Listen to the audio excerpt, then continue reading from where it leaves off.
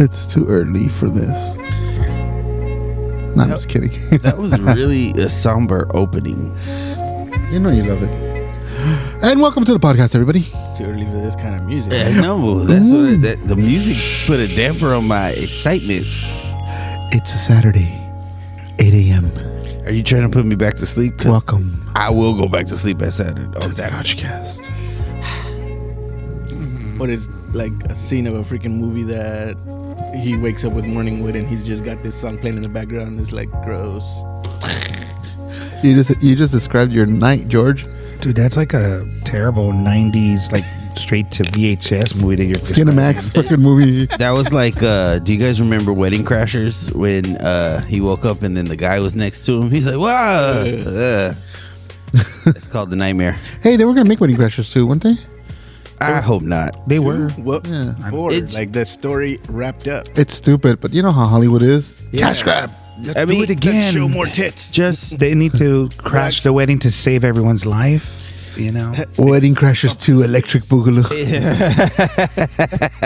there's only so much you can get out of certain concepts, and that's where Hollywood fails. The last time, if I recall, and I may be wrong, but what I heard was the concept was basically Wedding Crashers was going to be Funeral Crashers for the second one with Will's character, like doing that on. I mean, if you're gonna do it with a different cast per se, with like you were saying, With Will Will. Ferrell's character, okay, that's fine, I guess. Like you can pull something out of there. pull out of my ass. Don't mind me, I'm eating a bagel. but how likable is this character in the long term? Part of his humor, like that funeral, is how like really shocking when he like picking up women in a funeral. Meatloaf. And all the jokes and stuff. I mean, like, but how can you sit through that sort of thing for like an hour? Nah, it's a one-trick pony. Meatloaf, my. Well, obviously, Will Ferrell's not gonna be the main guy. You're gonna introduce somebody else. I almost nunchucked you. Speaking of, Go ahead.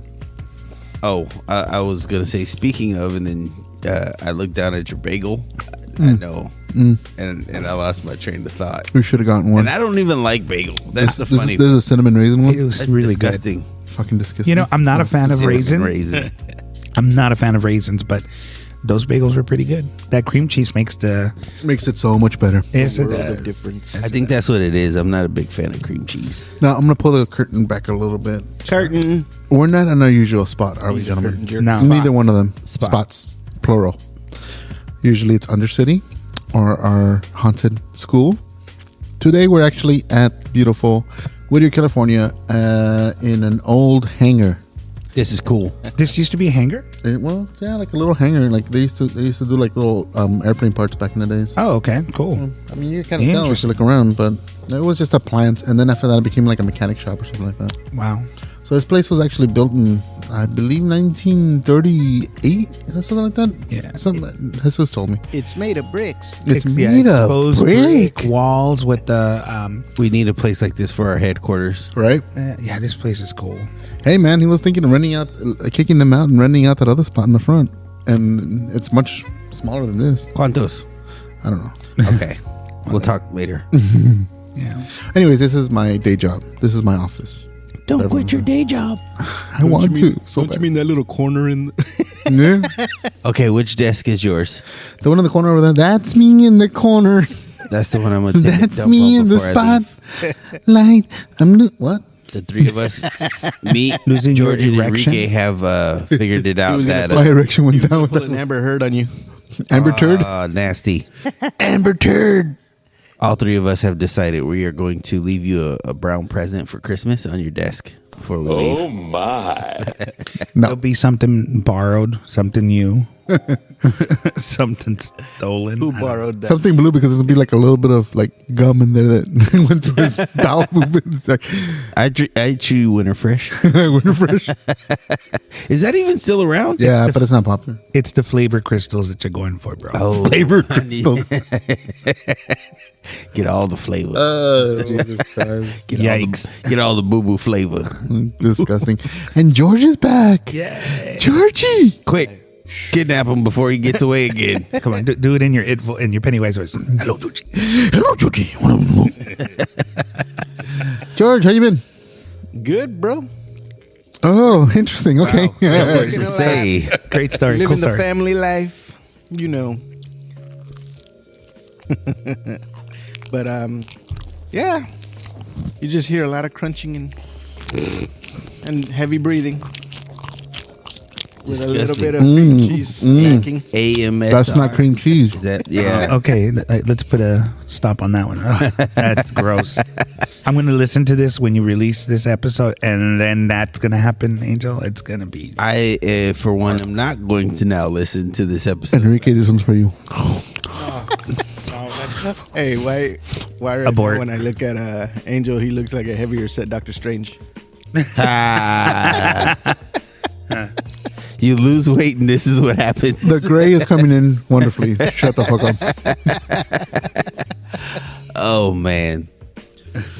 Speaking of old, CM Punk is back. Wow, what a segue. That's terrible. You know what's That's hilarious? terrible. When you said spots, I thought about segueing then, and then I was like, let's see where we go with this. So we just went, and this is where we ended up at. We ended up. They're ignorant. Yeah, we That's are. ignorant. So if you are a wrestling fan and you know nothing about nothing, which most wrestling fans don't, Are you calling that CM community a bunch of idiots? absolutely not. But Scott Hall did call them a bunch of marks for a reason. And there's actually a reason. There is a definition behind that. And I got to say, he's right. Yeah, Go on. he is. He's absolutely Him and right. Cornette speak the truth all the time. Facts. So fill us in, dude. Like, okay, for instance, Enrique and me, we stepped away from wrestling for a while. I'm back in like hardcore. I'm still just kind of a peruser. So- I like, You're familiar with the term mark, yeah? Do you No, know? mark. Okay, so a mark in the carnival days was what they would call the customer, because they would fall for the scheme or the scam. Mark So is the- another way of saying target. Yeah. That's the target. That's the mark. But in the case of wrestling, a mark is someone who's kind of strung along for the emotional ride. So where you have all these fans who think they know everything about wrestling, they are the biggest marks of them all. And so Scott Hall, when he used to show up, kind of third party trolling the audience, would be like, shut up, you mark. And then he'd throw his toothpick at fans, which was awesome. But, in today's culture, people think that they're so much smarter than the product itself. So that's what we're going to do today. We're going to get into trying to be smarter than the product, because we're all marks at heart. I'm a Karl Marx. But go on. it makes sense though, like that it's changed, because 20, 30 years ago, the whole mystique was hidden behind the idea that it was real. And then once that curtain was drawn, in late 90s, early 2000s, they still tried to hold on for a while that, it was real, but now it's, now they needed to like double down on the storylines, the visuals, but it feels like for me at least, it's the reason I walked away from it, was that it just wasn't it wasn't exciting, not because I knew that it was fake, because on some level I always knew that it wasn't real. It's just it felt it felt like they moved away from the entertainment and we're trying to be more a spectacle. And so right now, currently, I think I'm the one who doesn't really know much about the current wrestling. I'm looking forward to hearing what you guys have to say about all of this. So as I'm the mark. the great explanation that you just gave, Enrique, there is this idea of wrestling being, it's always been predetermined. But the thing about being predetermined is that the story was supposed to be presented in a way that made you suspend disbelief. So the realism comes from, hey, this guy slept with my wife. Now I want to kick his ass, but the only way to do so is to have a match. And so then, 6 months of this goes by and great storytelling and good promos later, and this is how you sell a match. And that's the old school method of wrestling. Well, when wrestling became more of a spectacle, some of the stories stopped being about, oh, you slept with my wife, oh, you stole my money, oh, you want my belt. And it started to be like, oh, we threw a pie backstage. And I think that kind of like became a little nonsensical. But there's a lot of weird people out there too. So as wrestling grew, all those weird people flocked to the shows, and you'd be shocked. I'm looking at you, George. Every once in a while, I will come across somebody whose favorite wrestler is not one of the most real wrestlers, not one of the toughest ones, not one of the most, like cool wrestlers. Their favorite wrestler is like Scotty 2 Hotty. And I'm like, Scotty 2 Hotty. Or CM Punk. Or CM Punk, for that matter. And I think that's part of it. Part of it is people have these obscure tastes. And so now wrestling has become an amalgamation of everybody's interests. I hate CM Punk. And so what is the deal with CM Punk? Let me explain something real quick though. I left because the characters left. The over the top characters. You're a murderous hairstylist. You're the gimmicks. Yeah, the gimmicks. I where everyone had a gimmick back in the days. There was a demolition guy. There was a junkyard guy. There was a trash guy. Every hobby that you had under the shout out a porn guy, a dentist. You know what? You know who you have to blame for that? Stone Cold. He broke it. Once Stone Cold broke through as a character, he was an anti-hero, but he was no character. Really, if you think about what his character was or what his gimmick was, he had no gimmick. He just showed up and fought everybody. His real gimmick was destroying stuff. He was the toughest SOB.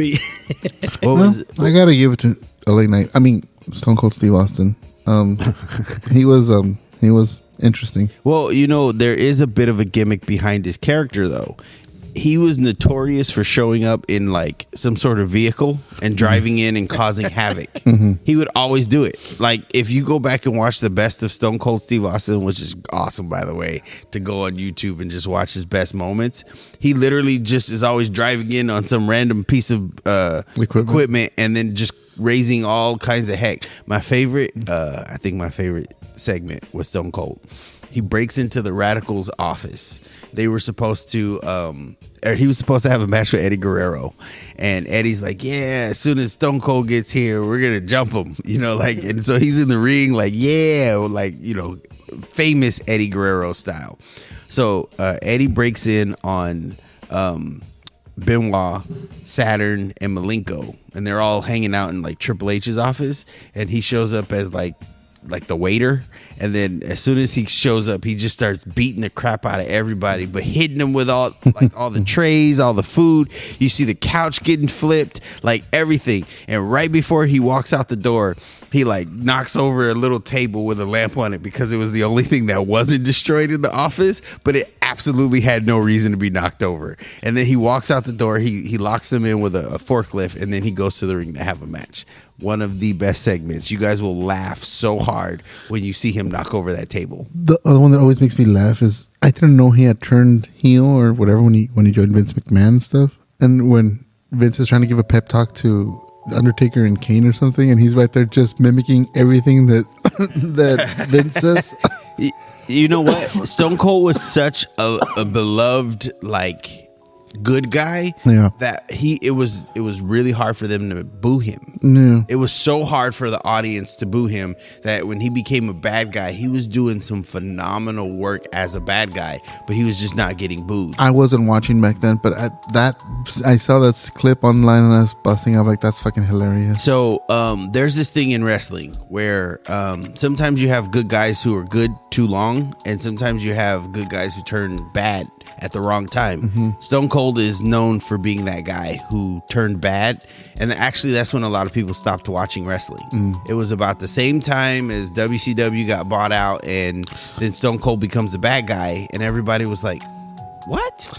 I miss WCW. You're getting a call. You couldn't have the invasion angle basically with Austin as a bad guy joining that side, because he was for so long the face of the WWE that you were wanting to see Stone Cold take on the WCW. Yeah, exactly.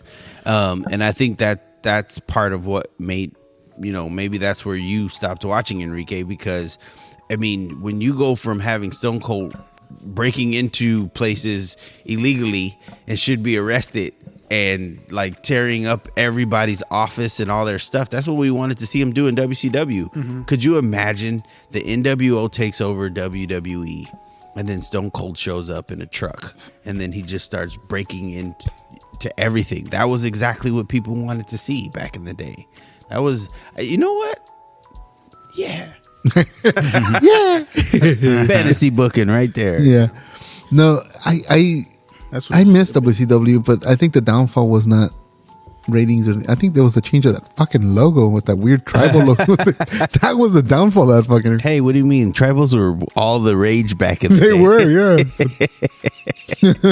You know what would have made sense though, like talking about the NWO thing, is that when Vince was bringing him in, he turned his chair talking about, "I'm gonna kill it with cancer," and then the NWO logo that was aged revealed. poorly.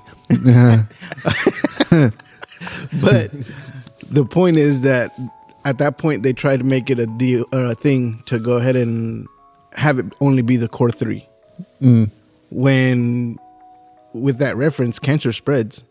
So he should have went ahead, to Doyle's point, he should have went ahead and had the NWO recruiting left and right, and then having it get to a point where like, oh, the NWO outnumber the WWE guys and this and that, and then have Austin come in and lead the charge, so to speak, because then it would have been more, you know. Yeah, no, 100%. Yeah, but those three guys were getting paid at home. So when WCW ended, the reason the invasion angle sucked is because the main guys on the roster, they had these deals where if the company went under, that they were still going to get paid. They had to be paid their salaries in full. Well, it's easier for WWE to pay their salaries in increments. So when WWE bought WCW, they still had to pay Hogan, Sting, Goldberg, Nash, Hall. So all their top names were still getting paid millions of dollars. So basically Nash explained it. He said, I could either get paid like $10 million to sit at home, or I could void that contract and go sign with the WWE.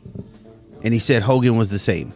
And that's what they all did. That's why those specific names were the ones that didn't show up. They eventually showed up. They showed up when they got paid off. Yeah. When their contract When the contract was done and they got their money, they're like, okay, let's go. Yeah. And then basically, and which is smart. And the other aspect of it is that those names, some of those names had just renewed their contracts right before the buyout. Yeah, right before the buyout. So they got fat checks to sit at home and do nothing, which... So what happened to was it just the ratings and it bombed so badly that they had to sell? I blame Vince Russo. I think that... No, I blame Vince Russo too, but... all that, but I think that Turner's board was over it. Turner was the only one like, yeah, wrestling. Yeah, and then when he got out... They forced him, basically. They forced his hand. I'm looking at you, Tony Khan. Yeah. Well, AEW's kind of doing the same thing. Yeah. They're on the same path. Is when the ratings start to dip. That, I mean, nobody can deny you when you have big ratings, big numbers, and you're doing well. But the moment that you start to dip in the ratings, that's when you can spell the downfall. Hence, CM Punk. You think that he smelled what was cooking and was like, I'm out of here? Wrong guy. No. Okay, so Enrique, to answer your question, to recap, what is so special about CM Punk? What is all the controversy? Okay, so the quick recap is this. For the Squid Squad out there, CM Punk just returned to WWE after 10 years at the Survivor Series pay-per-view. We are only 2 weeks removed from his return. At the time of this recording, yes. Yes. And so... actually, this comes out today, so yes. So essentially what happened is he had this infamous moment where he spoke what everybody was saying. Everybody had been watching the show and it had kind of gone into this place where it was like mundane and PG, and it was like the John Cena era of WWE where everything was for like little kids. So all of the adults were like, this is crap. I don't want to watch this, but I have kids, so I'll bring my kids, but this is still crap. And they go, I remember when wrestling used to be cool. Well, then CM Punk gets a microphone. He sits down on the stage in the main event, and during a match, he's actually talking, and he does what is called the pipe bomb promo, where he says infamously, when Vince McMahon dies, his doofus son-in-law will inherit the company, and his slut of a daughter will keep going, and they will take over, and they will run this place into the ground. Wow. So that he says that, and all the audience went like, "Whoa! I can't believe he said that." Now, me personally, I didn't care, but so he does this promo, and then everyone. By the way, he's wearing a Stone Cold Steve Austin shirt while he does this, and so the audience kind of associated that with like a break through the glass through the camera attitude era moment. And so now, because of John Cena, the audience is like, we hate Cena, we love Punk. So CM Punk becomes the biggest star in the company. They start these angles, and he goes through this thing called the Summer of Punk, and he wins the title, and he's the biggest name in the company. But for some reason, WWE decided to have him get beat by everybody, which is where me and George hate him. He lost to Triple H. He lost to The Undertaker. He lost to Batista. He lost to everybody in the biggest matches when it mattered the most. So He lost to his receding hairline. that was a battle he was never going to win. Yeah, I know. Father Time comes for us all, don't you know? What you say, Sonny? Still undefeated.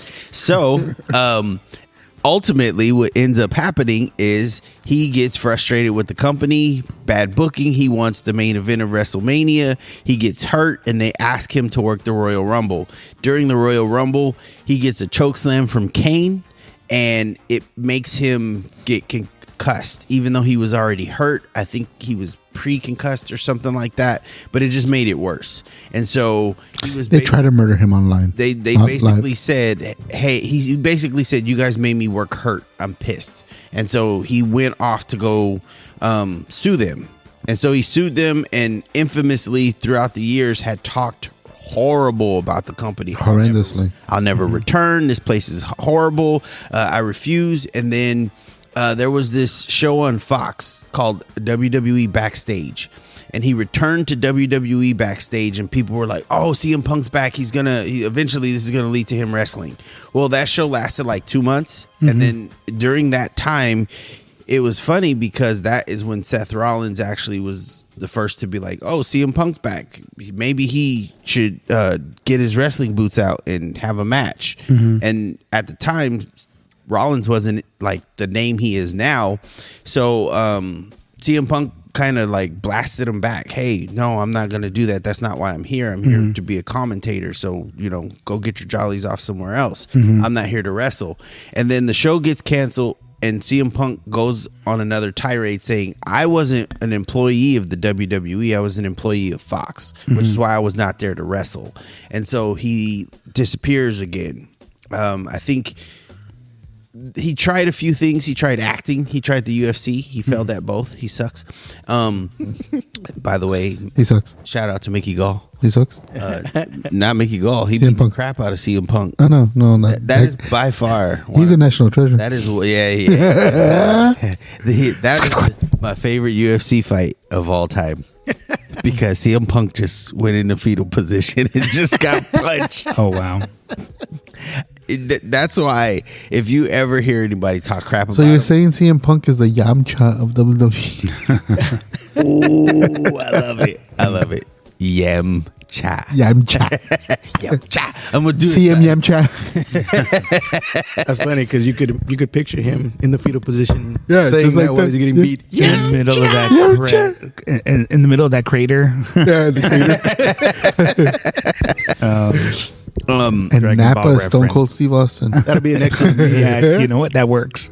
That would be an excellent meme to go ahead and show him in the fetal position, but in the In freaking the crater? crater. Oh, we should do it. Oh. It's going on the IG. Quick, who's good? Not the Discord? Not the Discord. I want people to see this. Oh. You know what? You can't blame us for dreaming big, though. Fucking bullshit! Yeah. there it is. So in 2021, CM Punk makes his infamous return to wrestling, not in WWE, in AEW. And the whole wrestling world was in a stir. AEW starts doing bigger numbers than they had ever done. They had a big star. Every segment was millions. It was working for everybody. And he was having these great matches for like a year, and then there was this incident in AEW where I believe it was Hangman Adam Page, which is one of their wrestlers over in AEW, who infamously goes off script. He's supposed to go out there, he's supposed to talk a little crap, he's supposed to say, hey, I'm the champ, you can't have the belt, but he starts to go off script saying, I'm here to defend this company from you. Oh, wow. And CM Punk took exception to that because he's like, that's unprofessional. Like, you started to take this into a completely different direction. And he felt offended by what was said. So after he beats Hangman Adam Page, he pulls the curtain back big time. And he's talking about like this group of people in AEW. AEW stands for All Elite Wrestling. And it's because there is a group of people called the Elite in wrestling, and they are Kenny Omega, the Young Bucks, Adam Page, and Val Venus. Originally, it was Cody Rhodes. But this group, the Elite, they basically are like in charge at AEW also, and wrestlers. So when CM Punk goes off, he has this line where he says, I am tired, I'm beat up, I'm old, and I work with children.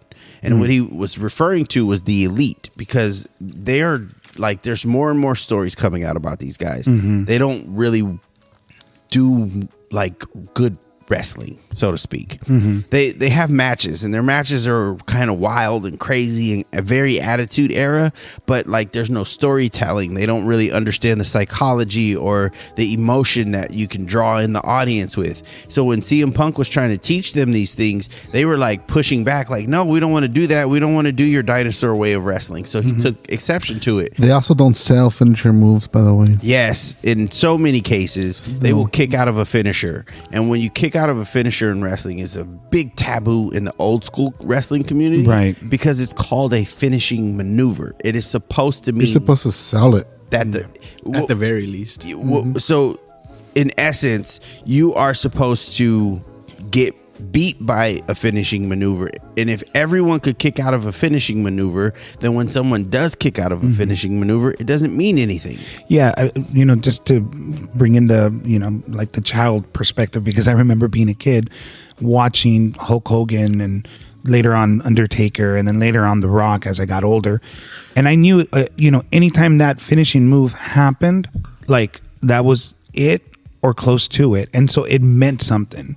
Like you hold your breath through the whole match waiting for that finishing move because it meant something. And the whole concept of a finishing move, like in reality, is stupid, right? I mean, you don't see finishing moves in boxing or in, it's just not real.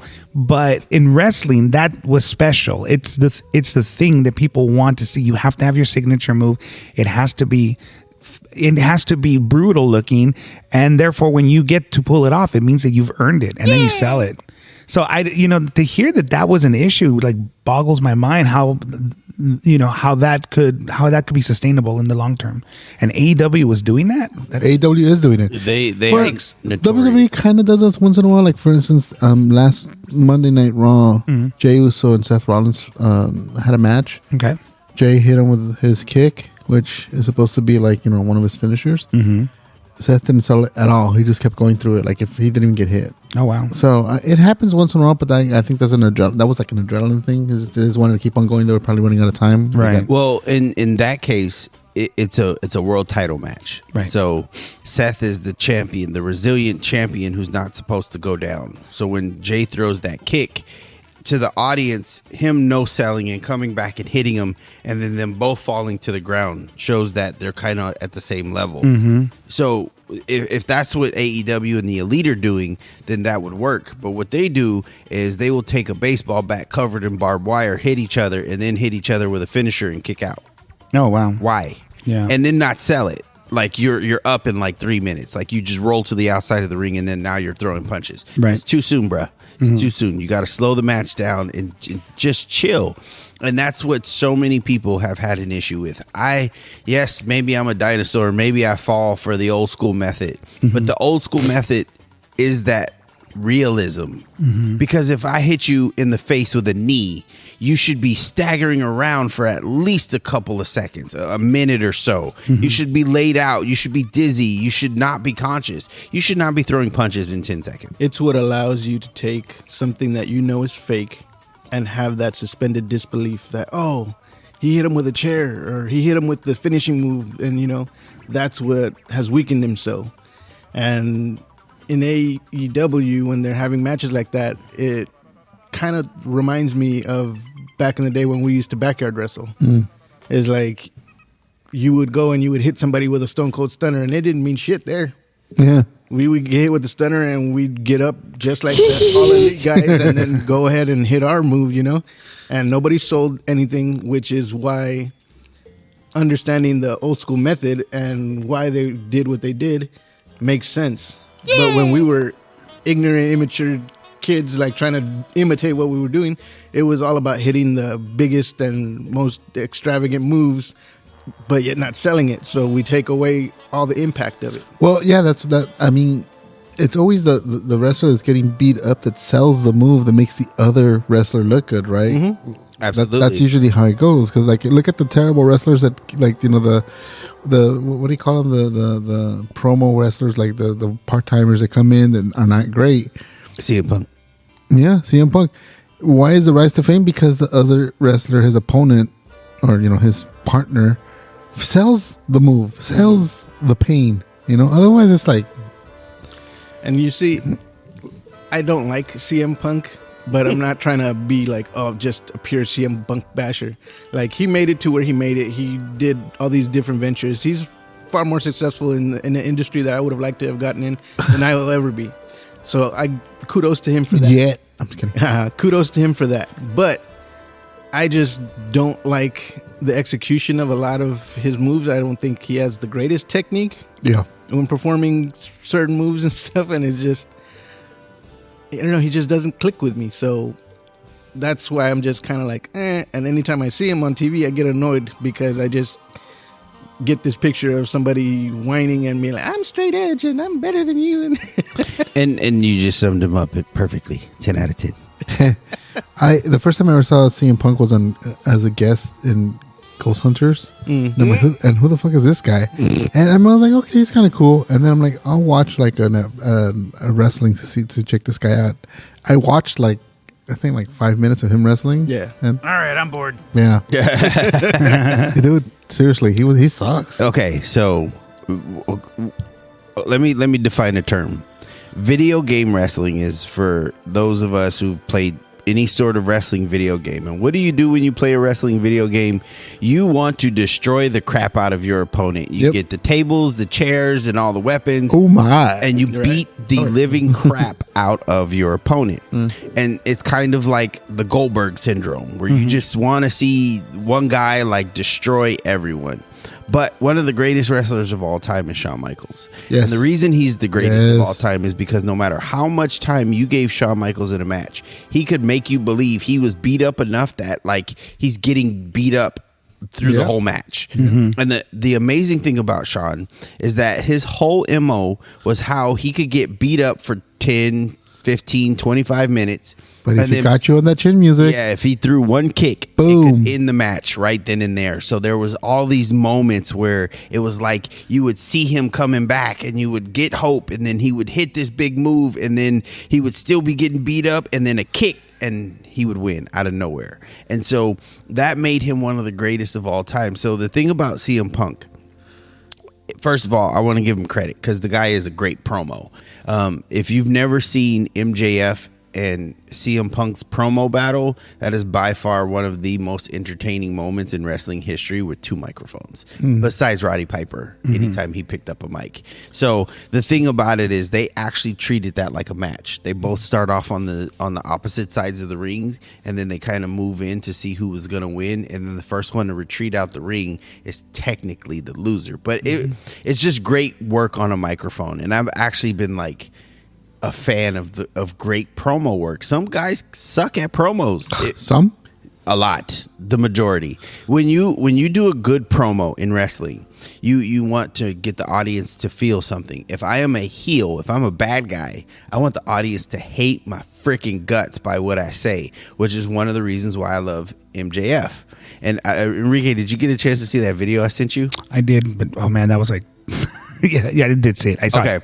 So I sent Enrique this video where MJF is going to give Cody Rhodes 10 lashes. And the background to the story is MJF cost Cody the world title. So Cody wants revenge. But MJF's like, I'm not going to have a match with you unless you pay for it. And I want you to pay for it in blood. So he says, you got to take 10 lashes in the ring or else I am not going to have a match with you. So Cody's like, fine, I'll do it. Great segment. Here's what happens. So not only does MJF go up to Cody and he's like, fine, I'll take the 10 lashes. And then MJF goes to him and goes, no, I want your belt.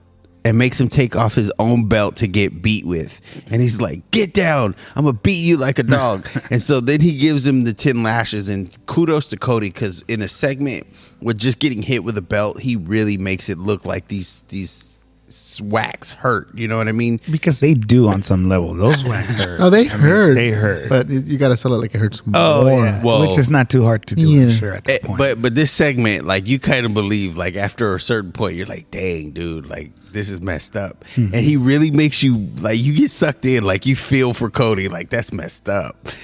And right at the end of the segment, they're helping Cody up. And MJF kicks him in the balls and runs. This is the greatest. This is the epitome of making you hate somebody.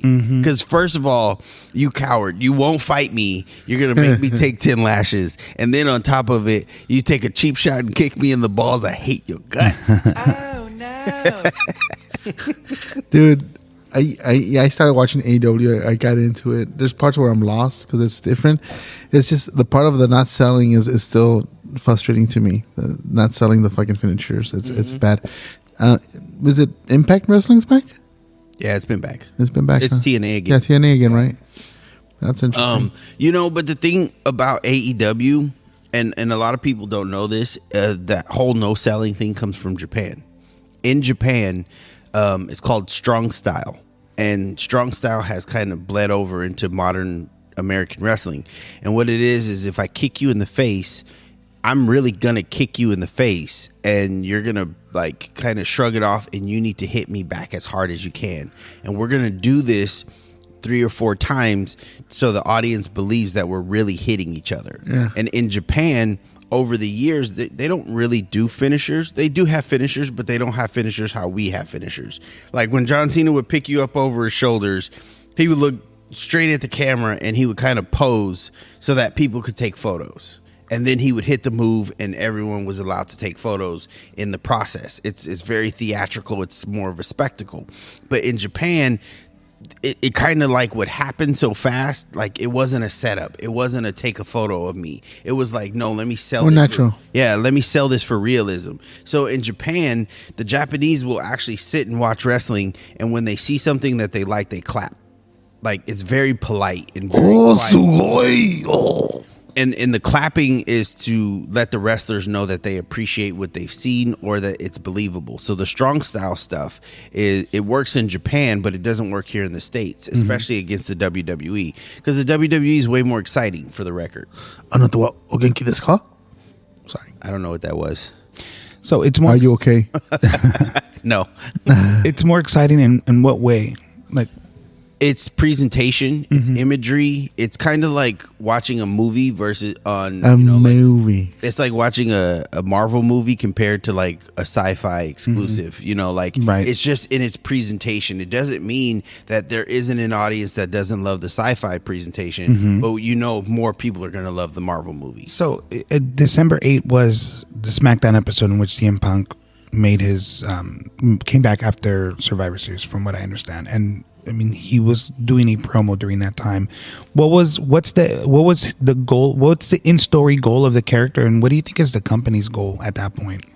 Great question. So this is where we get to mark out a little bit, you guys. When CM Punk came back, all this Seth Rollins stuff, is happening. Rollins flips him off after he makes his return at Survivor Series. He has all these backstage interviews and tweets. I don't want CM Punk back in the company. I don't like him. Well, he calls him by his real name. Yeah. And the thing is this is a long history. This is like 10 years in the making that they have like been on Twitter and stuff, and they've been hating each other. And so last night on SmackDown, CM Punk declared himself in the Royal Rumble. He did it indirectly. Oh, I didn't know that. He said, I haven't watched it. I was out. Oh, then spoiler alert. I'm going to watch it when I get home, though. Yes, Go ahead. Spoiler alert. I don't give a shit. He does a great promo. He kind of calls out like half of the roster, and he starts talking about all these names, and he doesn't know where he's going to sign. Am I going to go to Raw? Am I going to sign to SmackDown? Or NXT. Or NXT. He did say he talked to Shawn Michaels. And so I heard about that. The specificity of it is whatever show he signs on, he's going to probably challenge for their world title. And so a lot of people immediately, CM Punk's back. He's a huge star. His social media numbers do monster, metrics. And so what they immediately go to is CM Punk versus Roman. That's what everybody is like. That's the ultimate payoff. Because if you look at it, Roman Reigns is like the final boss in a video game. If you have to go through the entire roster, the biggest boss is going to be Roman. The second biggest boss is probably going to be Rollins. Now, fun fact, Roman Reigns has never beat Seth Rollins. So technically, Seth Rollins should be a bigger boss, but they treat Roman like a bigger deal. He always has night 2 of WrestleMania. He's always the bigger name on the marquee. He's always the bigger face on the marquee, on the posters, etc. So Roman Reigns is the biggest star in the company. Seth Rollins is a close number 2. Interestingly enough, they were both in the Shield. Yeah. And it was CM Punk who started the Shield. And so these are the kinds of things that are starting to come out, like in promos, like I started the Shield. I am the one who created both of you, so I am here to take you both down. But which one does he take down? Does he take down Seth Rollins or does he take down Roman Reigns? That becomes the question, because he has 10 years of hatred with Seth Rollins, but the biggest star in the company is Roman Reigns. So if he wins the Royal Rumble, which personally I think he should, but if he wins the Royal Rumble, who does he go after? Because, let me talk to you. Sorry. LA Knight's great. But I don't think he's ready. He's not on that level. He should go with Gunther. I think so. I would put him against Gunther at WrestleMania. I would love to see that match. Even if he loses, it's still be good. Yeah, it elevates him. So that's me personally.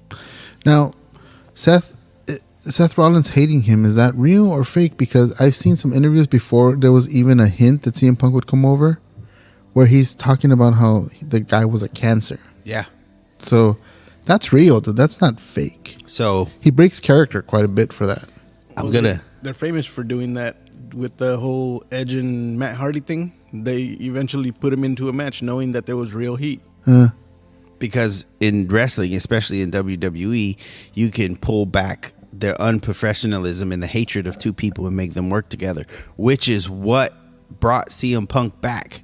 In AEW, when the Elite disrespected him and he went on that tirade, nobody corrected the Elite. No one fixed the problem. And so he was like, what is this, a company of amateurs? Like, what am I doing here? So he gets in trouble in AEW for going off script and talking crap. And then there was a fight backstage, like an actual fist fight. You read my mind. Rarely hear about in WWE. But there was a fist fight between him and the Elite on the same night. They went to go confront him. And when they went to go confront him and his longtime buddy, who's also his trainer, they were in the locker room kind of minding their own business. The Elite burst in, and I think the trainer like tried to get in between them, and then words were said, and then people started throwing punches.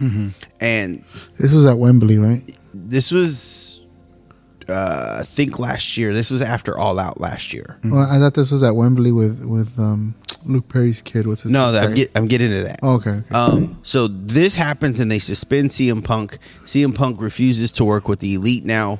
AEW has two shows. They have Dynamite and Collision. Collision is a new show on Saturdays, and Dynamite is on Wednesdays. And so all the Elite were going to work Wednesdays, and they were going to create Collision to keep CM Punk away from the Elite. They were going to put all these other wrestlers who don't like the Elite on Collision because they needed a show for CM Punk. The network wanted a new show.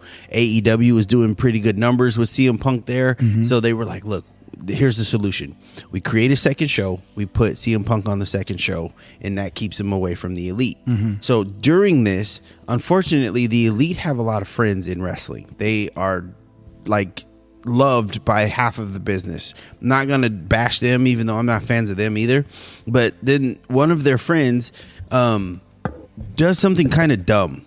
He is going to take a move on like a glass window, and they tell him backstage, don't use real glass. Don't do it. I heard of that. Don't do it. And CM Punk is the one who kind of like trying to be like the leader of the locker room. Hey, dude, look, you're going to make the rest of us look bad. Don't do that move.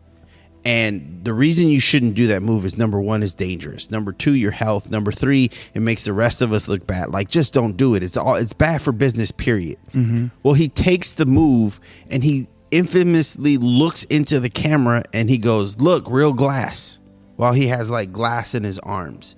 And in that moment, he's kind of calling out CM Punk. And so CM Punk is a very confrontational kind of guy. He's going to speak his mind. He's not the most physical, but he's going to speak his mind. So what they say is he goes backstage and he confronted him. He said, hey, man, what was that about?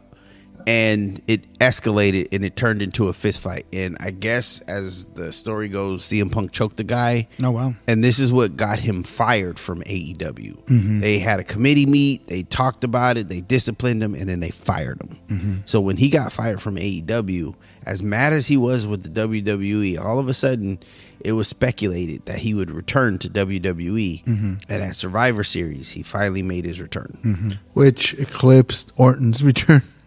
You know what? I am super hyped for Randy Orton versus Roman Reigns at the Royal Rumble.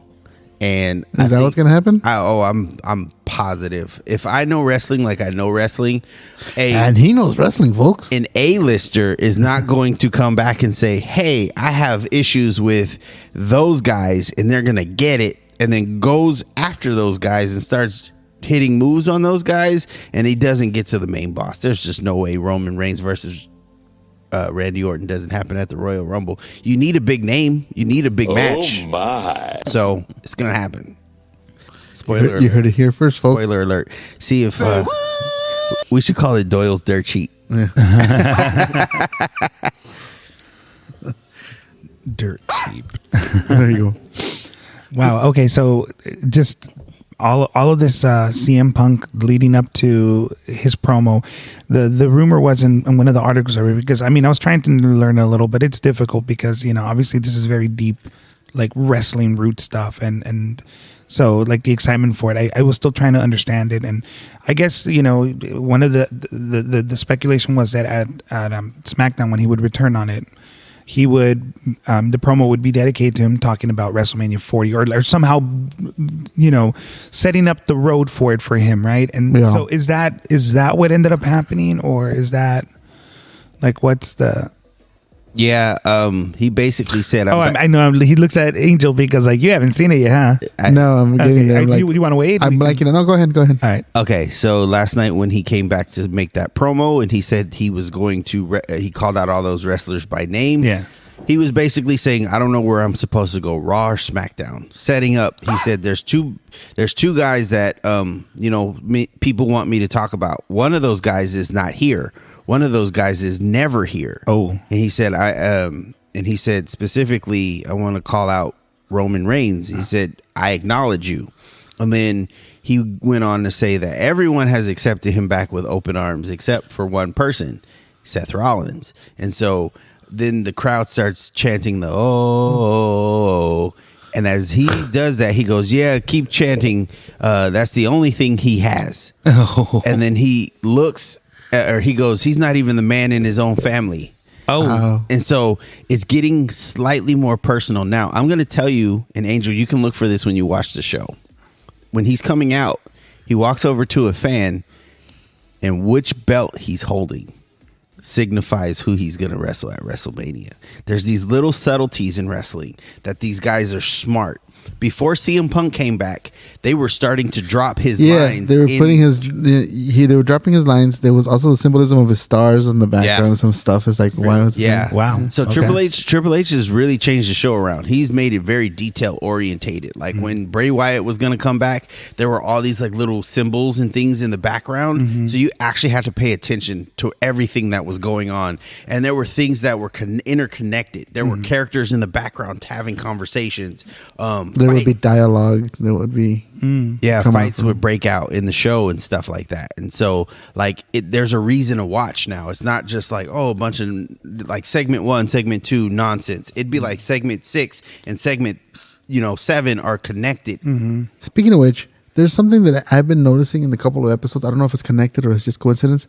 In the far background of certain behind the scenes shots and stuff where they're doing like little skits or whatever, there's always a girl all the way in the back. It's not Nikki Cross. It's someone else. Have you seen that? I haven't noticed, but continue because this may actually turn into something. I don't know. I've seen it like in 2 or 3 episodes. SmackDown had it a few times, and like they would be like, they'd be in the Chelsea Green and what's her face, Piper, were in the front and they're talking to someone, and in the background, all the way in the back, you'll see someone just standing there staring. And at first I thought it was Nikki Cross because she's doing that whole weird catatonic thing.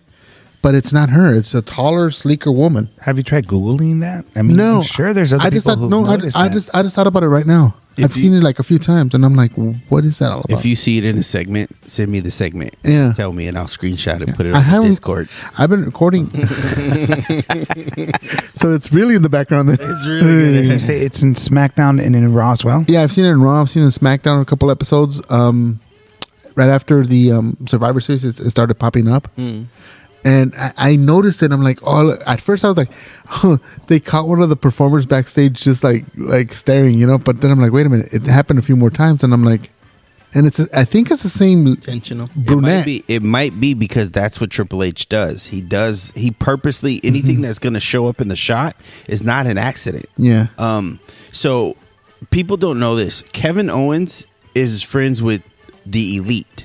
He actually knows them. They go back to Ring of Honor. They're really close. So a lot of people speculated that Kevin Owens and CM Punk would not like each other and would refuse to work with each other. But like I said, WWE is way more professional than that. Yeah. And there was a moment last night where CM Punk walks by the Bloodlines locker room and he starts to knock on the door and then he's like, nah. And he starts to walk away and immediately he gets confronted by Kevin Owens. Oh, cool. And CM Punk is looking at Kevin Owens and he goes, hey, do you know where Nick Aldis's office is? He goes, nah, I don't. And he kept walking. For the record, I don't like those characters, Kevin Owens or Sami Zayn. I like Sami Zayn. I do not like Kevin Owens. I don't like either one. I really don't. I like the fact that they actually were kid fans who grew up and together as friends and they succeeded. That's awesome. But as characters themselves, I do not like. That's fair. I think that they are lower on the spectrum. I think the reason I don't like Kevin Owens because he's not believable to me. I tried. I just can't. I can't. Once he stopped doing the pop-up powerbomb, he lost me. That was a cool move, by the way. I don't know. I miss the gimmicks. I really do. You know what? You're dead on. Wrestling does need gimmicks because coming from a good gimmick can turn into a great character. Yeah. But the problem is you get a bunch of hokey nonsense at the same time that you would try to build a good character. Yeah. And so we don't need another Doink the Clown. I'm sorry, we just don't. Doink the Do we Clown. not? Shout out Doink. He made a clown work. R.I.P. Matt.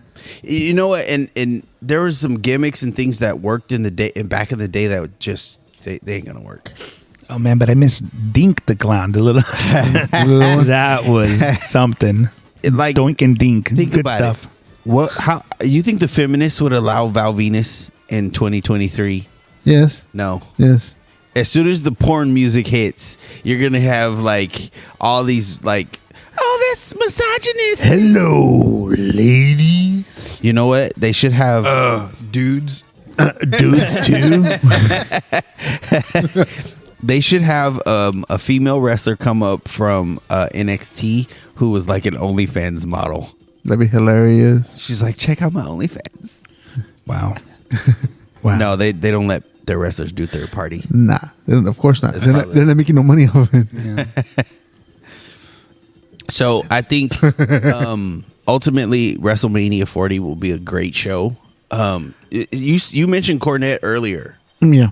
and he had a prediction about all this months before it even started. Did he? I believe he would. But After CM Punk got fired, he predicted the WrestleMania card, and so far it sounds like he's 100%. So if you guys are fans of Cornette, Dude, Cornette is a historian when it comes to wrestling. He knows every little piece of history, every little pop, everything. And most of the time, I mean, a lot of people don't like him because he's very opinionated, but it's fact. Everything that he's saying is fact. He's the one who calls out also the fact that they stopped selling the moves. And it's like, dude, it's true. That's what's wrong with wrestling. Someone should really listen to Cornette. So who's Cornette? Jim Cornette. Remember that? Oh. Remember that manager from the 80s, 90s that would go on? Of course. That's Jim Cornette. And Okay. and he had his The own. guy who managed Yokozuna. Yeah, the guy who aside from managed Master Fuji. Yeah, Mr. Fuji. But he also had his own. Was it Rocky Mountain Wrestling? Was Yes. that? He had his own Smoky Mountain. Smoky Mountain Wrestling. He had his own federation and stuff that was pretty big Right. down south. He got bought out by WWE, of course, and that's why he came over there. Kind of like Paul Heyman came from ECW, and then he came. It's the same thing. Paul is the new Jim Cornette in that sense. Yeah, I've heard him talk a few times. He's really interesting. No, he has my hands out. My favorite Jim Cornette anything is when someone does something stupid in wrestling and he goes on one of his infamous rants because he goes off. Yeah, he and does. His hatred is infinite when it comes to, like, if there's ever a person that if you need an angry rant, just go to him. Yeah, just go to Jim Cornette. Hey, I want to talk about something else that happened in wrestling that it's like it happened. The internet went crazy, the news went crazy, and then fucking crickets. Ready to rumble. Crown you. Hi, Sal Bandini, want to wrestle? No, Bring back the triple cage. yeah, I know, right? That'd be badass. No. The Rock came back to SmackDown. They made a big fucking deal, and then nothing. That's because nothing is coming of it. It was just a one-time moment. He rock bottomed. What's his face? Austin Theory. I was expecting a match or something. Nah. Because they were on strike. That's Yeah. what my wife He needed a said. paycheck. That's what my wife said. My wife says like, "Oh yeah, now he's coming back because but he you has know no what? money." No, I think what it was that he was coming back to try and get some good favor after that whole Maui Oprah incident. That whole thing that And went on went bad stuff. And everybody he was so trying to, negative on him. I think that he went back to get a little good favor. What's Maui Oprah incident? Oprah wildfires. Oh, with the fires that happened, Oprah and her company got and it, The Rock yeah. actually came in and were trying to buy up land. We're buying up And land. he called it straight up the People's Fund. Yeah. oh He boy. So the thing about it, besides that one, which makes sense, I also think that The Rock in general has, like, his favor went down a little bit, and he's trying to recover it, I think. Yeah. I mean, the whole feud back in the day with Fast and the Furious movie. That Doesn't matter. No, and then the whole thing that happened with Shazam and how that or the Black Adam, Shazam really it really gave him a lost. black eye. Yeah, with fans. And then I mean, there's a few other things, as well. And so he basically, He made a lot of enemies over at Warner Brothers with that. With his attitude. yeah. And then he lost the love of the people for a bit there. At least they were a little less interested in him.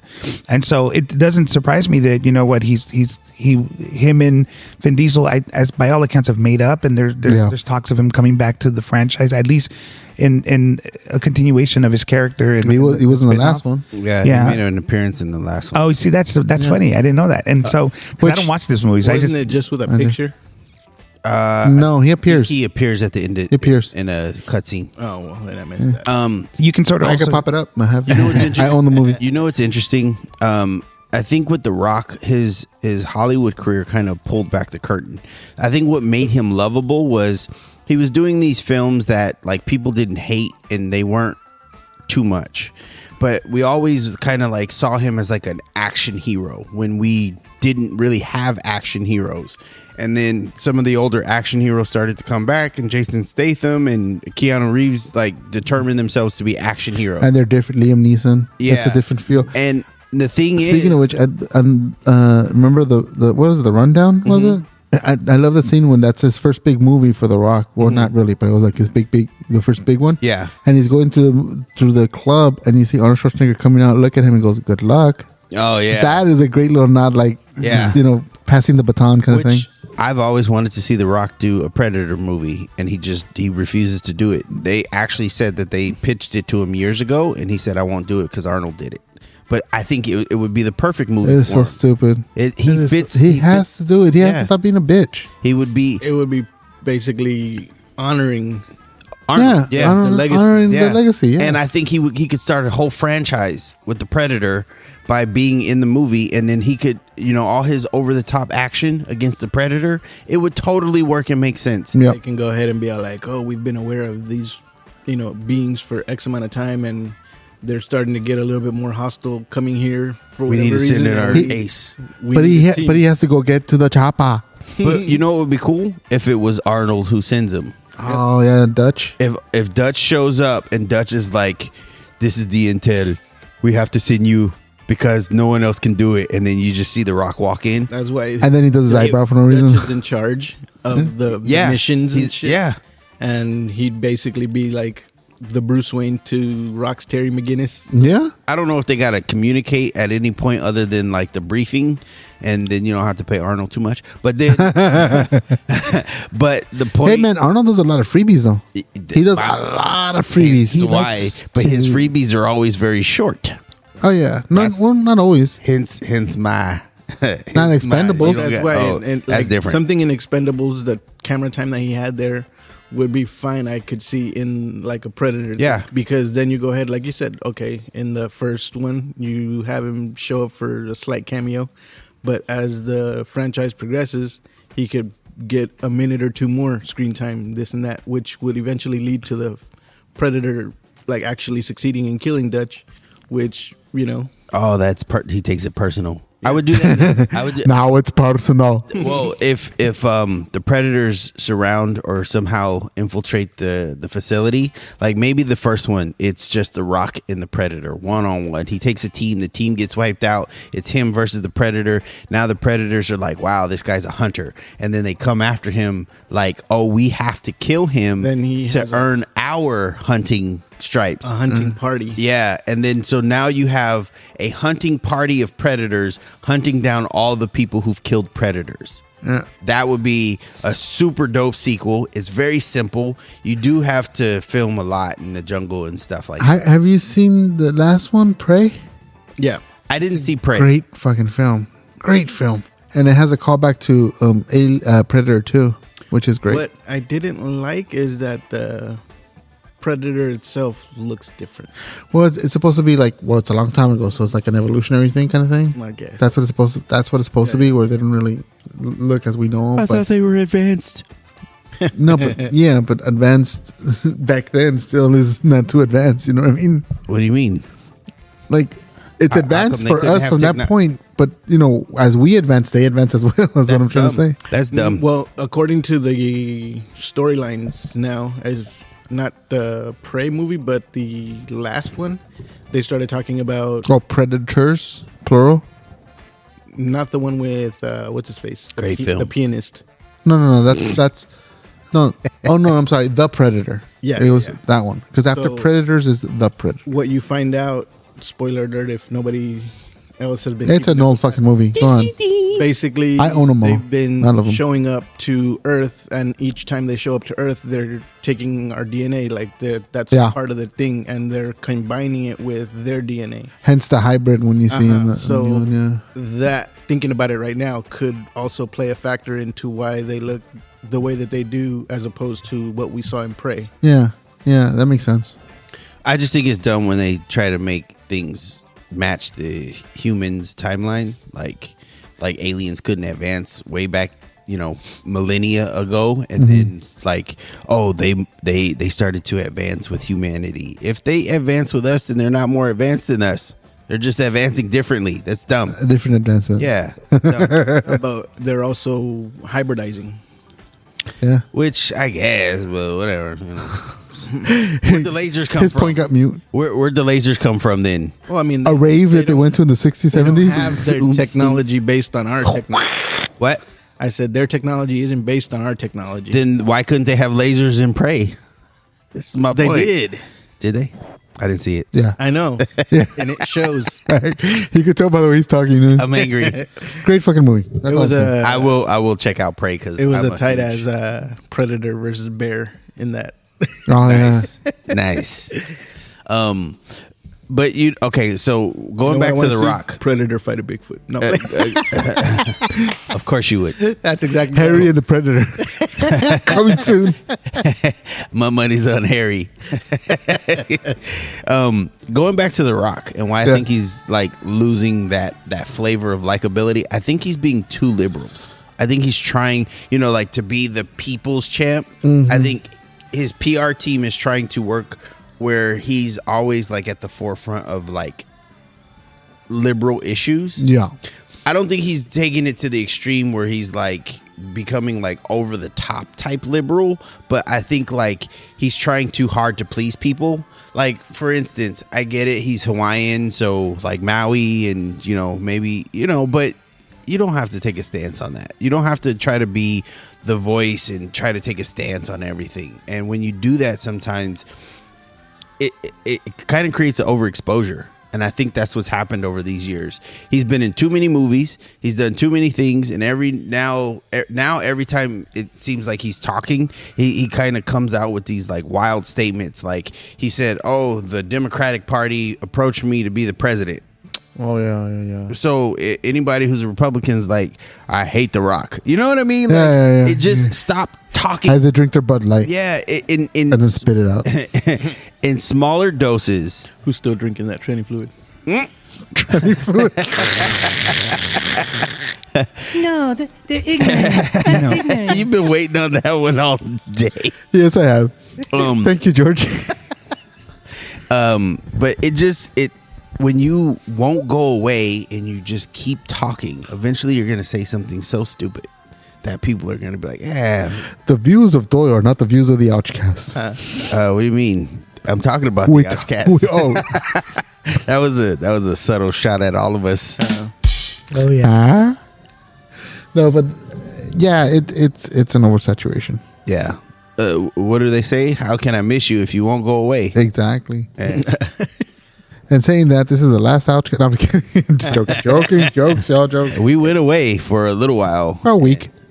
That was a way for us. That was a while. We haven't been here for that long. I think people are already tired. On Earth? On Earth? On Earth. Not TH. E-Earth. Sorry, I'm distracted because I'm seeing on the cameras that there's like I've been watching this the whole time because I'm like facing this way. it's like some weird little cult There foreshadowing is, up in the front there. whoa. They're all in ballerina outfit. I'm a ballerina. Yeah, they're all getting ready to do the parade, I suppose. Yeah, today there's a parade in Whittier. That's why they don't want to record today. But I guess it's That's why you didn't want to record? that I was fucking tired. He wanted to dress up as a ballerina. And I'm a ballerina. So he was going to come in as CM Punk? That's right. Okay, that's a low blow.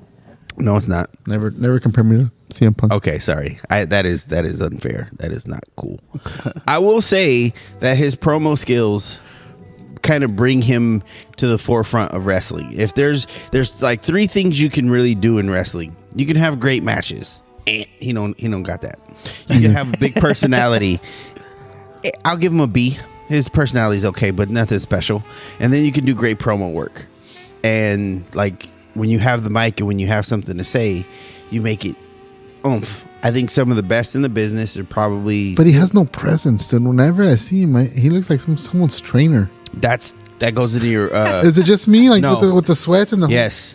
That skinny goes, fucking guy, and that goes into your character. He can't beat up a fucking popcorn bag. That's one of the things that me and George hated about him. He doesn't look like an athlete. No, he doesn't. Which is why I don't like Kevin Owens. Which is either, yes. Yeah, he Actually, does not look like an athlete. Also, that was something said by Jim Cornette. Oh, yes. In Ring of Honor, he Jim Cornette is a national treasure. Ding. Ding, ding, ding. He said, okay, so Kevin Owens used to be called Kevin Steen. Kevin what? Steen. Steen. Why?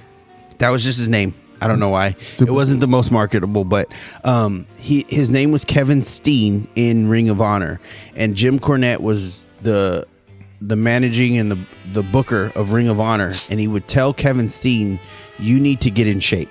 You need to increase your presence. You look like a fat piece of crap." And Kevin Steen hated Jim Cornette for that, but when he went to WWE, he kind of like built his arms up a little bit. In shape. He lost You a look little like bit a of piece weight, crap. and Here's $1 million. Okay. and Jim Cornette gave him credit for losing weight. He said, "This is exactly what I've been saying. He looks more like a threat. He looks more menacing now." And so there is something in the presentation where you look menacing, you look threatening. CM Punk doesn't do that. No. No, he doesn't. And CM Punk, where does that name come from?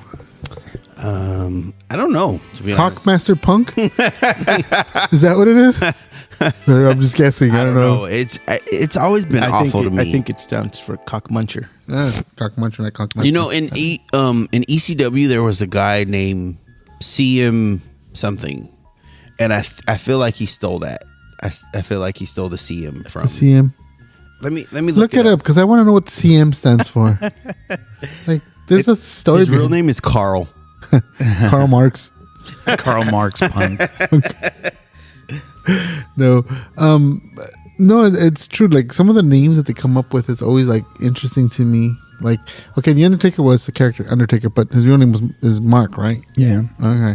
Stone Cold Steve Austin, his real name Steve, and he was Stunning Steve Austin. There's a great clip of Stone Cold talking about how he came up with that name, and I mean, I don't remember the He was exact trying to story. figure it out because they were coming up with all kinds of whack names. What was it? Lame. Frosty McFreeze. Friggin' Frosty McFreeze. Do Frosty you guys want to McFreeze know was what one the of the CM ones- stands for? What does the CM stand for? Chick magnet. Yikes! Shut the fuck up. He went the LL Cool J I form forgot of doing about that. shit. It Chick is- manic. Yeah. What do you mean LL Cool J? No, What does the they're LL ignorant. That's stand for? ignorant. Ladies love Cool James. That's what- LL Cool J. yeah. I did So not CM know Punk, that. CM Punk named himself Chick Magnet Punk. Fucking bullshit! That is fucking stupid, dude. Yeah. Chick Magnet Punk. I can't even say it with a straight face. This fool I should- guarantee he should have never says that rebranded again. himself. I know, right? Well, no, because now CM Punk is just CM. It doesn't, you know that he doesn't like ever say, "Oh, Chick Magnet." I mean, there's just no way. It's just so stupid, so stupid. CM Punk looks like someone that would get into a fight with Bob Odenkirk. If you know that reference. Like behind the set, and they would be like equally matched. That's, the Better Call Saul actor? That's Bob Odenkirk. So, that's his rivalry. That's the level of his rivalry. I don't see him going up against someone like Orton or Roman Reigns or even Seth or shit. He couldn't even fucking fight fucking Io Sky. I don't think he could take what was the name of Tim Allen's neighbor in Oh, Al? Al? He couldn't take Al. He couldn't take Al. No, he's No, not Al. No, Al was... Wait, I'm sorry. No, Al was his sidekick, right? Yeah. Al Borland? Yeah. No, who was his neighbor who would always peek over the fence? I forgot, dude. Dun, dun, dun. I don't So- remember. Yeah, I don't think he could take Tim Allen's neighbor. could see him. He just seems like a guy walking down the street. That has always been my biggest issue with CM Punk. He's flabby. He has no tone. He has no look. You sound like just Triple like H. a bum. Triple H is right. Paul H? Levesque. You're right. You guys are gonna laugh at this. There was a promo. CM Punk comes out and he wants to know what the conspiracy is. He gets screwed over for the WWE Championship at SummerSlam. Alberto Del Rio cashes in Money in the Bank because Kevin Nash showed up and powerbombed CM Punk. And so CM Punk's like, oh, there's a conspiracy out against me. And he calls out Triple H. And Triple H comes out. And CM Punk starts to insult Triple H. It was you who called Kevin Nash. I know it was you. He's like, I had nothing to do with it. So then they start a feud. And it's supposed to lead to CM Punk versus Kevin Nash. But Kevin Nash injures his knee. This is during the summer of Punk. And what they do is they call an audible. And they're like, oh, well, Nash is hurt. He can't wrestle. So we're going to put Triple H in the match. So it shifts from being about CM Punk and Nash to being about CM Punk and Triple H.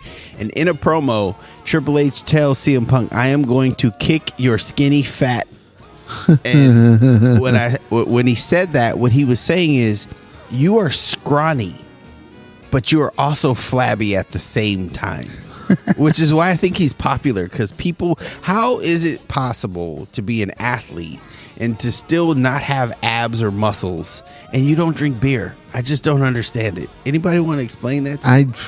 If I find out, dude, it's the $1 million question, because dude, I look at him and I'm telling you that he's like some kind of like, I think the homeless guy at the 7-Eleven over here has a better shape than he does, dude. Seriously. And the thing I think in wrestling, because Earthquake wasn't like the most in shape guy, but if he sat on you, but it's sold. Yeah, if you sat on you, you thought it would hurt. If he clotheslined you, you saw a lot of girth behind that, and I think that's part of the problem, because when these guys make comebacks and they throw clotheslines, You said come. oh man, Come on back. What? I said I'm out. I think we all are. We're all out on CM Punk. We're all out on CM Punk. Chick magnet. I know now more than I did before, so that was good. I'm So, sorry. what do you think about CM Punk now? You know, As the gay bashing, I mean CM Punk bashing. you guys are bad. I'm interested to see what energy he brings into WrestleMania. I know that, or not WrestleMania, but just overall WWE. I know that the news is still kind of being taken over by the fact, is Vince going to leave? He's not. Recently, one of the articles I read is like he has no intentions of leaving and stuff like that. But really the focus should be on the characters and the brand. And He got kicked out basically by corporate. They're like, nope, you are part of it, but you don't run the show. wow. So he's kind of like in the back, like He's no longer the creative mind behind it. So Yeah. what you're seeing is all Triple H now, which is, it's actually a lot nicer. Which is great, because right after the last WrestleMania, when he came back and he wrestled Control back, and the Raw right afterwards, dude, that was terrible. I was there. I was pissed. I know that was fucking terrible. Let me just tell you guys, I spent a lot of money on those tickets. I was like, I'm finally going to go see wrestling. I'm going to get good seats. I'm going to enjoy the crap out of this show. I am so ready for this. And 90% of the show was promos and talking. And then in the main event, it was supposed to be Cody Rhodes and Brock Lesnar versus Solo Sikoa and Roman Reigns. And I was like, finally, I'm going to get a match. And then Brock Lesnar turned on Cody Rhodes and there was no match. For no reason. And I was sitting there in the seat and I stood up and I screamed, shout out to Ready to Rumble. I go, this is not even a pay-per-view. Oh my. That's trash. It was like you took a wrestling show and turned it into a talk show, Vince. It was awful, you guys. He's out of. There was one match in the whole show, and then they filmed WWE Superstars before, so I got 2 matches on Superstars, 1 match on Raw, and the rest were all promos, and then 1 beatdown at the end of the show. I was so mad. The only thing that happened on that show that should have been noteworthy, which it isn't to me because he sucks, was Matt Riddle came back. And then now he's gone. Yeah, now I would he's have gone. been. I would have been all over social media talking about hashtag I want my money back. The problem is I don't do social media. So I know. I know, but you should have come onto social media, hashtag that, and then gotten off To try, social media right after trending. that. my rage was contained to the arena. Me and everybody who were walking out were chanting refund, and the crowd around me, we were pissed. We were like, this is bull crap. And they were upset for the next 2 hours trying to get out of that parking lot. You know what was And really they're all going, bad? this is bull crap. The worst part was that the guys next to me were all the way from Norway. Oh, they had came down to see This is WrestleMania. bull crap. They had came down and they were they had gone to WrestleMania. So they were like, oh, dude, we got tickets to Raw. This is going to be great. We go back tomorrow. And then we saw the show, and I was like, I'm sorry you guys came.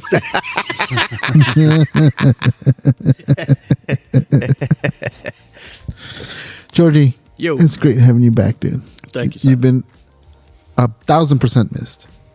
Except for by Doyle. Doyle talk shit all the whole time. 950%. You got That 5%. I think out. it was like, deduct mine. Welcome back. anything you want to say to the Ouchcast?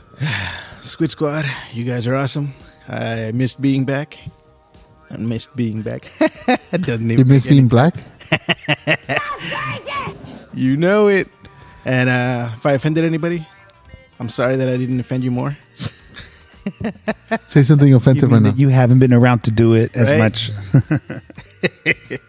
But everything's said in good fun, and hope you guys don't get too butt hurt.